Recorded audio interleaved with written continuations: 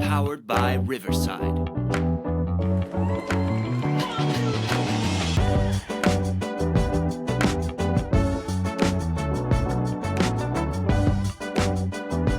Hey, welcome to another edition of BJB Today. I'm Tim Curtin, and we're going to be doing our game preview a little bit early. We won't have a show tomorrow. I'm going to be a little bit tied up with some medical stuff, and so I won't be able to do a show tomorrow. So hopefully I'll be back in time for the post game on Wednesday. So on Wednesday night, but I won't be available tomorrow morning. So at any rate, I'm gonna dive into Mike Roshona is going to join me, but he's under the weather as well. So we got all kinds of medical stuff going on here at Blue Jay Banner. But I'm going to dive in and talk a little bit about Xavier and give you a game preview today. Then we won't have anything tomorrow, and then obviously we'll have the post game show tomorrow night, right after the Xavier game, about 7:30, 7:45. And let's hope we can get off to a good start here in the Big East. That's all we got. That's all we really got going right now. First, I want to thank our wonderful sponsors, RTI Threads. Go to rtithreads.com, wrap up the rest of your Christmas shopping, and make sure you listen to that post-game show because we've been giving tons of stuff away from RTI Threads, jerseys, T-shirts, autographed basketballs. We have some stuff again for the post-game tomorrow night.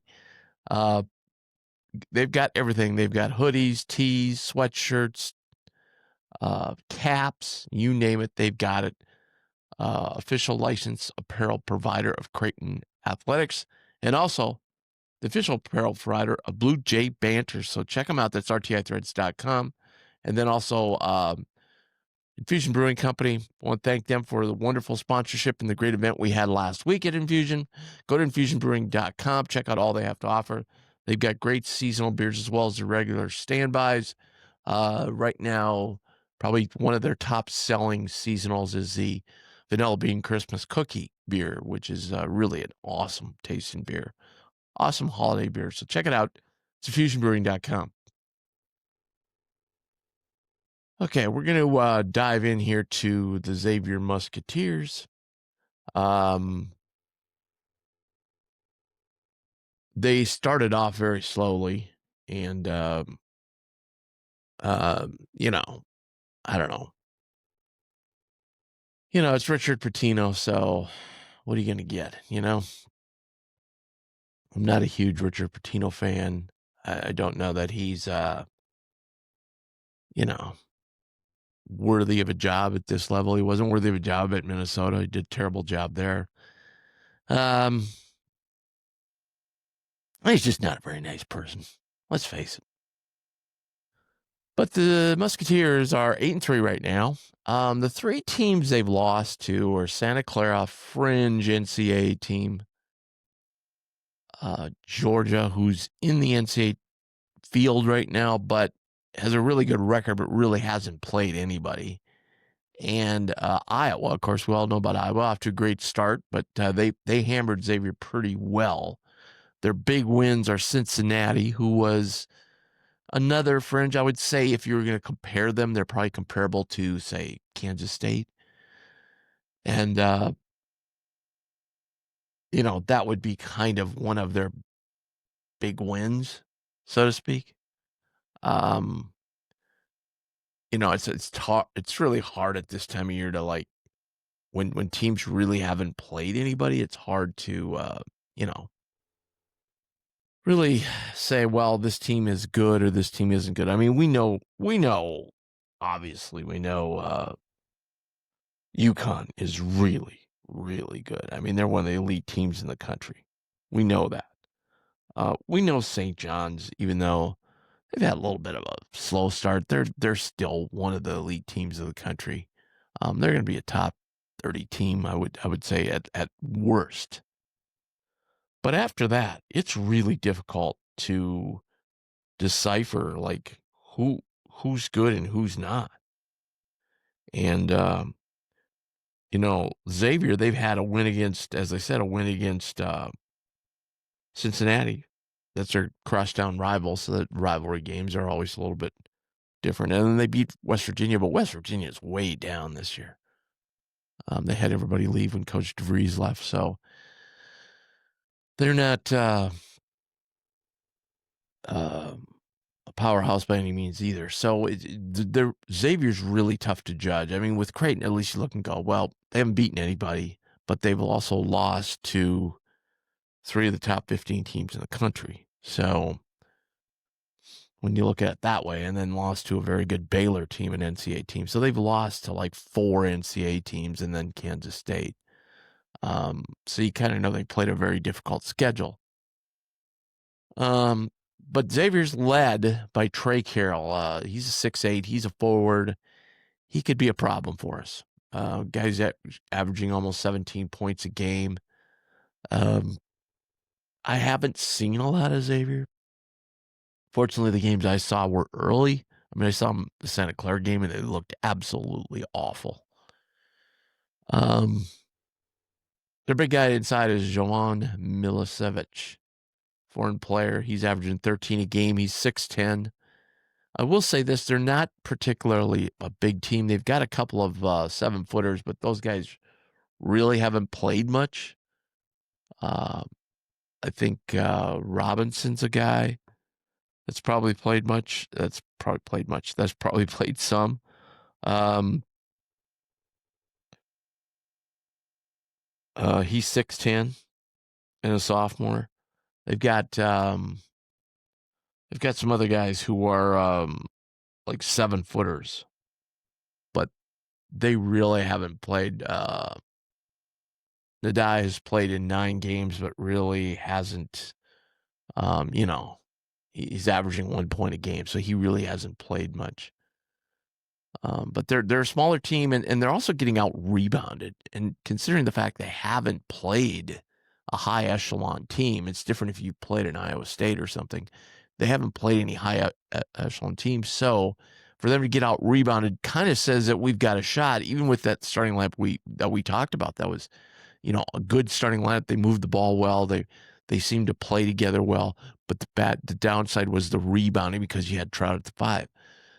So maybe there's a chance here with this team not being a good rebounding team. They're getting rebounded by 1.5 rebounds a game. Considering they played a lot of lower level teams, that's probably not good. Also, the one thing that sticks out for this team is free throw shooting. They're only shooting 67% from the free throw line, so 2 out of every 3. Jay's shooting very well at the free throw line, so there's an advantage. 3-pointers, their top 3-point specialist, although he shot 45, is, and I'm not kidding you, the guy's name is All Right. All Right. A-L-L. Last name is W-R-I-G-H-T. All Right. So the guy's all right. He's shooting almost 50% from 3. Their next best 3-pointer is actually Milicevic, 6'10" guy. So he and Trout can have a 3-point shooting contest. But then, like, their guards are under 40. But, it's not horrible. They're shooting only 42% from the field this year, though. So they're not a very good shooting team. And, they're giving up. Teams are shooting 45% against them. And again, we mentioned they haven't really played a strong schedule. So that tells you, they're not a great shooting team. They do turn teams over. Their opponents have turned it over 144 times to only 97 for Xavier. So I think that's probably an area. They've got 81 steals to their opponent's 54. So we're going to have to take care of the basketball. That's the big thing with Xavier, is the pressure. Tino's always brought a lot of full court, 3/4 court pressure. So they're going to be up in your grill, in your face. But maybe we can get some things done when they're doing that, running our regular offense and the screening action and so forth, and make them make decisions in those screening actions. So as I said, they're 8-3. We know Cintas is a pretty tough place to play. It has been over the years, but we've had a fair amount of success there too. So um, I look for this. I look for them to be favored going into the game, a small favorite. But we've really, as we said before, this is really an opportunity for us to get off, to kind of reset the season and get off to a great start in the Big East, because we've got some doable games here. We've got Xavier, we got Marquette at home, we got Butler at home, and then we go to Seton Hall. Now, Butler and Seton Hall have kind of risen to the top of that bottom pack. But if you think about it, we've got to, all likelihood, let's just go worst case scenario that we get swept by St. John's and UConn. That means to be above 500, we've got to win 3. We've got to sweep 3 teams. So we've got to win 3 on the road somewhere. And Xavier would seem like one of the most likely, along with DePaul and along with maybe, I don't know, take your pick, but maybe Georgetown. So this would be a great, great start to the Big East season and this would give us a load of confidence. I really look at this as like a watershed game here. This is a win, gives us confidence. We roll in, play Marquette at home, a team who's struggled so far this year. We could get off to a 2-0 start. We lose, we're going to be right, especially if it's the same old, same old. We're going to get right back to, lack of confidence, finger pointing. Are we doing the right? Are we using the right lineup? Yeah, this is a huge game. So Mac usually eases into the Big East season. I don't remember the last time we went 4-0, 5-0 or something like that. We usually like lose 1 or 2 of those first 5 games. Not this year. We got to get off to a good start. More for a confidence point of view than anything. But that's that's the reality of it when you start out 5-5. So this is just a huge, huge game for us. And 5:30 on FS1.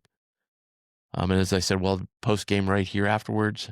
And we really, really would like people to participate by sending us an email and jumping on to the show with us. And that's how you're going to win the prizes from now on.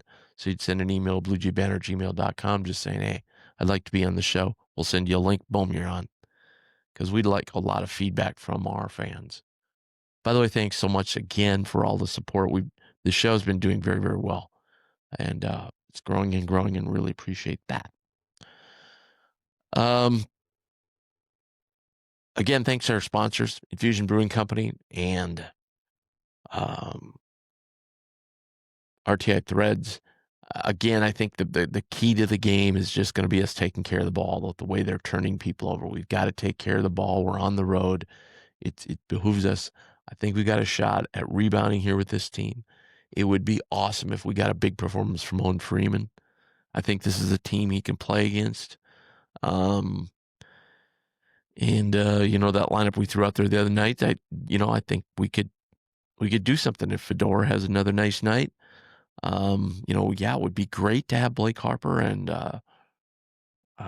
Nick Graves get back in the groove. But really, really, really need a win. And I do not expect Hudson Greer to play, but what I heard the other night, they did an MRI and they still think he's a little time away. I'll get more on that later today, but big challenge, but let's keep the faith, man. All right.